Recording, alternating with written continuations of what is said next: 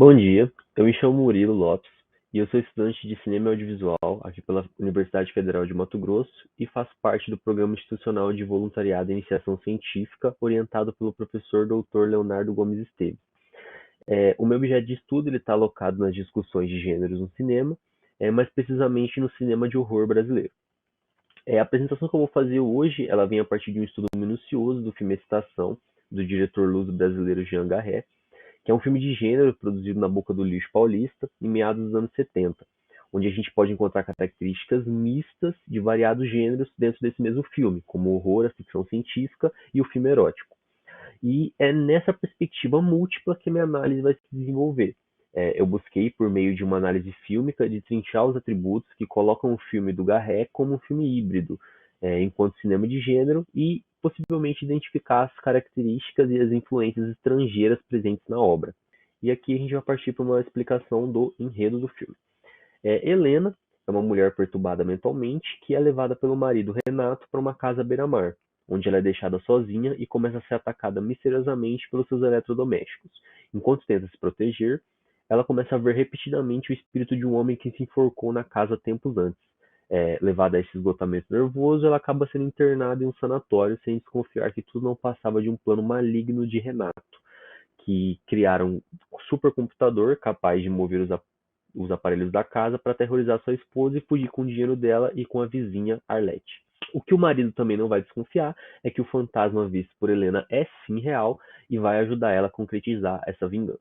Logo no enredo, a gente já pode identificar uns traços agregados de filmes de gênero, né? A gente tem inicialmente a presença do fantasma e desses objetos que se movem, que é uma característica que pode aproximar o filme a uma assimilação ao horror sobrenatural, mas por meio do filme a gente vai descobrir que tudo não passava de um plano de Renato, né? Que fez esse supercomputador e esse supercomputador ele vai atrelar o filme a uma perspectiva de aproximação com a ficção científica, né? Que a gente tem a presença de diversos filmes que tratam dessa questão do cientista louco, né? Dessa questão do supercomputador. Entretanto, ao fim do filme, a gente vai novamente retornar para essa aproximação do filme ao viés de horror sobrenatural, né? Porque a gente vai descobrir que esse fantasma é sim real e vai até ajudar a Helena a concretizar a vingança. Então a gente nota que o filme ele vai utilizar esses elementos reconhecíveis de um ou de outro gênero como forma de deslocar o espectador entre essas concepções, ou seja, ele vai buscar antecipar o entendimento do espectador sobre a história para depois subverter e dar outro plano de fundo para a história. E meio que esse que é o que leva o filme, meio que é o mote do filme. Envolto em tudo isso, a gente também vai ter as características de um apelo erótico no filme, né? A gente está tratando de um filme da Boca do Lixo, né? E a partir desses relacionamentos extraconjugais que vão se desenrolado pelo Renato e pelas mulheres presentes no enredo, não só a mulher, mas sim a vizinha e a prima da vizinha, Arlette e Ludmilla, e esses aspectos de infidelidade, de uma hipersexualização dessas relações, é de praxe no cinema erótico da Boca do Lixo.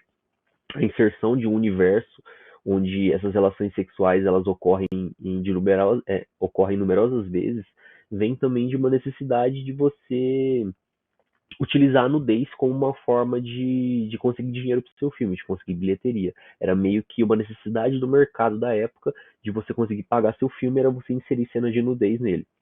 Entretanto, em Estação a gente nota um trato erótico que foge um pouco da banalidade. Aqui a gente nota um apelo erótico bastante amadurecido, que quando a gente coloca em contato com outras produções do mesmo período, né? A gente consegue notar um cuidado minucioso que foge bastante do fetichismo de outras produções, sabe? Ele não tenta transmitir de forma simplista essa significação erótica. Ele busca por meio de alegorias de outras nuances, mas eu vou explicar isso mais para o fim da análise. Agora, partindo para uma averiguação mais específica desses personagens, a gente vai utilizar um pouco desses conceitos para tratar sobre o que o filme fala.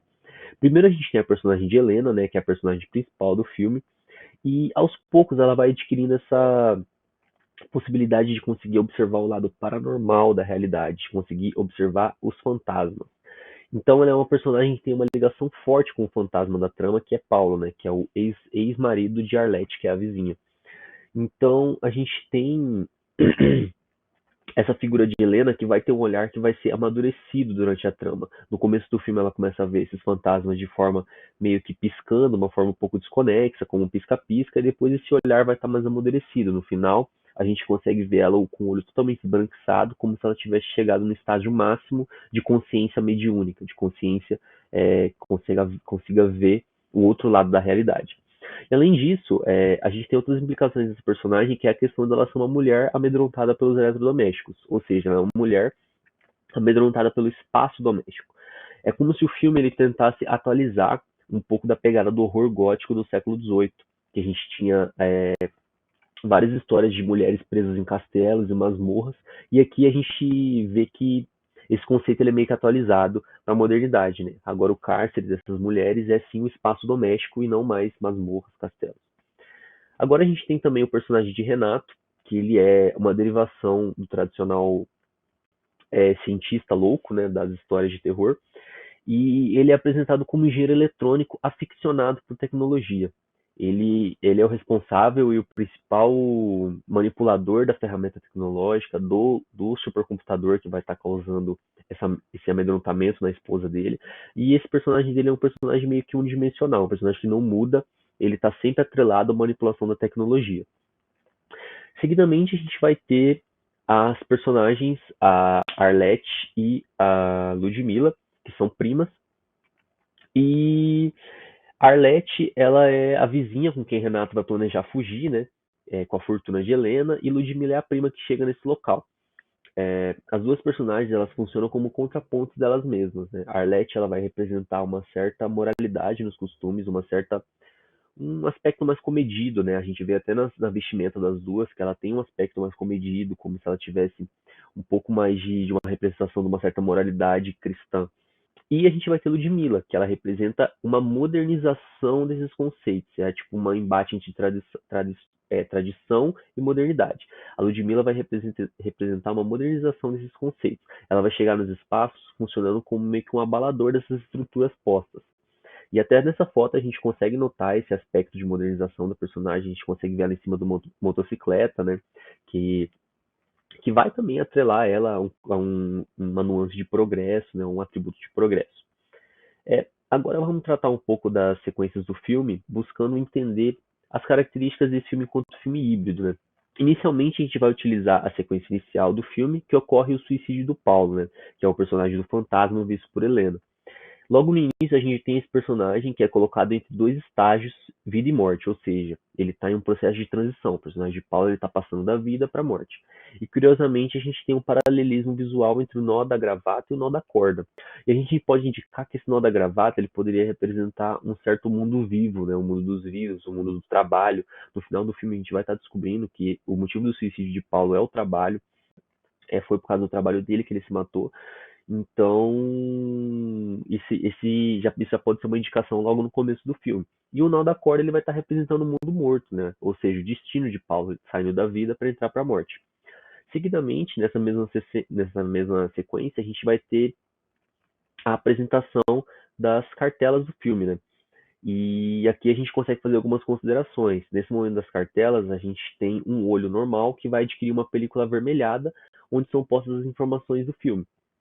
E mais à frente da narrativa, a gente consegue denominar que esse olho apresentado nas cartelas é sim o olho de Helena, e a gente consegue indicar que essa transição cromática das cartelas, que está saindo do olho natural para um olho avermelhado, vai se relacionar bastante com essa questão da inserção do olhar mediúnico de Helena, né? Dela tá conseguindo ver os mortos. Então, logo nas cartelas a gente já consegue dar uma olhada, tipo, nessa averiguação do olhar dela tá mudando, sabe? Ela tá tendo uma mudança subjetiva, ela tá, tipo, conseguindo amadurecer o olhar dela. E além disso, a coloração, ser avermelhada, também abarca uma certa concepção de violência, de sangue, que a gente sabe que ao final do filme vai ser consumada quando a Helena literalmente matar todo mundo, né? Ela mata a Arlette e ela vai matar o Renato.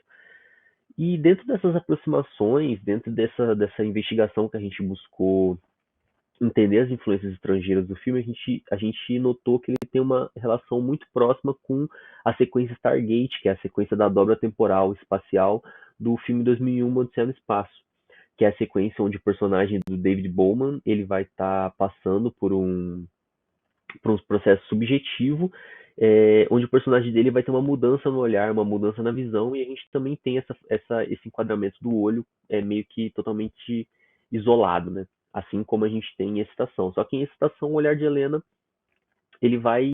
Só que não, né? Ele vai também ter essa mudança de perspectiva. Então, os dois filmes eles vão estar se conversando tanto na forma quanto no conteúdo apresentado.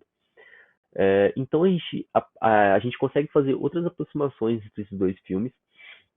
A gente tem um certo momento do filme que o Renato ele vai falar uma frase que é bastante simbólica, que ele vai falar que a tecnologia é o substituto dos velhos mágicos e feiticeiros, ou seja, é, essa frase do Renato ela vai se assemelhar muito a algum dos escritos de Arthur C. Clarke, né? Que Arthur C. Clarke foi o corroteirista de 2001 e ele, em um dos seus livros, ele vai bolar as 3 leis da ficção científica e a terceira lei é a seguinte: qualquer tecnologia suficientemente avançada é indistinguível da mágica.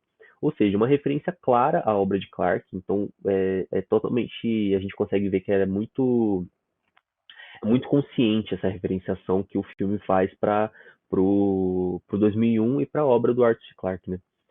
E outra questão interessante que a gente pode tratar é essa questão dos dois filmes apresentarem supercomputadores, né? No 2001 a gente vai ter o HAL 9000 e no Excitação a gente vai ter o supercomputador que não tem nome, mas é o supercomputador do Renato. É, Porém, no 2001, o HAL ele vai ser o antagonista da sequência central do filme, né? Ele é uma máquina que vai estar reivindicando o local dela como sujeito. Ela não quer mais ser uma ferramenta, ela quer sim ter é, ter motivação ativa nas suas vontades, né? Ela quer reivindicar o status dela de sujeito. Em Excitação, esse conceito ele não é aplicado da mesma forma. A gente também tem a presença dessa parafernália cibernética, desse supercomputador, mas ele não denota consciência dos atos e ele nem vai arbitrar decisões que impactam os outros seres do enredo. O supercomputador da Excitação, ele literalmente é apenas uma ferramenta utilizada por Renato para amedrontar a esposa dele. Agora que a gente tratou um pouco, vamos tratar um pouco também do erotismo no filme, né? E falar um pouco como ele é empregado. Primeiro a gente tem o que é uma imagem erótica. Ele fala o seguinte: a imagem erótica potencializa o obsceno sem mostrá-lo diretamente, investe mais no discurso alusivo e na estilização da mise-en-scène, tecendo fantasias em torno do assalto sexual. Ou seja, a imagem erótica ela busca muito mais insinuar do que consumar o ato em tela, do que mostrar o ato explicitamente. Então, a gente está tratando do filme da boca do lixo. A gente está tratando de um local de produção onde o modelo mercadológico praticamente obriga a inserção de cenas eróticas para obtenção de público, para obtenção de bilheteria. Contudo, a gente nota que esse trabalho do erótico no filme é bastante amadurecido e foge da obviedade e do fetichismo presente em outras produções da mesma época. A sequência do passeio de barco ela pode ilustrar um pouco esse emprego do erótico do filme, sabe? Como que ele é colocado no filme. A gente nota nessa sequência que o corpo de Ludmilla é bastante preservado, ele não é colocado como fonte rasa de significação erótica, e o filme ele foge dessa obviedade da figura de Lu como sex symbol nessa sequência, sabe? Ele meio que toma distância, ele não usa o corpo dela como um símbolo totalmente raso de significação de erotismo ou de sexualidade no filme. O erótico aqui ele é trabalhado na questão da sugestão, né? Não na questão da explicitação. E nessa sequência a gente nota que o corpo de Ludmilla, a gente consegue observar o corpo de Ludmilla a partir de uma perspectiva da visão de Renato. Renato, ele olha o corpo, Renato acompanha o corpo dela entre o barco e a gente é convidado a imaginar o que o Renato está olhando, em vez da gente também, como espectador, conseguir observar. E esse plano, eu acredito ele ser bastante simbólico nessa explicação. A gente tem esse enquadramento que eu acho que resume bem o que está acontecendo no barco, né? O corpo de Ludmilla praticamente domina o corpo de Renato. Ele a observa, mas ele não tem atitudes ativas, né? Ele só consegue realmente observar ela porque é ela que está na dominação dessa situação.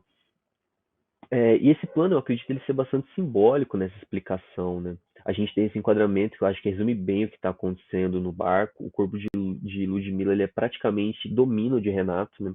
A gente tem o corpo dela, ele meio que está totalmente engrandecido no enquadramento. A gente vê E aí, apesar de ele estar engrandecido no enquadramento, apesar de ele estar super, super focado, ele não é. A gente não consegue ver os órgãos sexuais dela, a gente não consegue ver a nádega, a gente não consegue ver o seio. Então a gente nota que ele está bem no limite, sabe? É como se a gente quisesse, como se o diretor quisesse ter essa entonação de uma certa erótica, de uma certa sexualidade, mas ele não coloca isso de forma exagerada, de forma totalmente simplista. Mas enfim, é basicamente isso. Uma boa tarde a todos.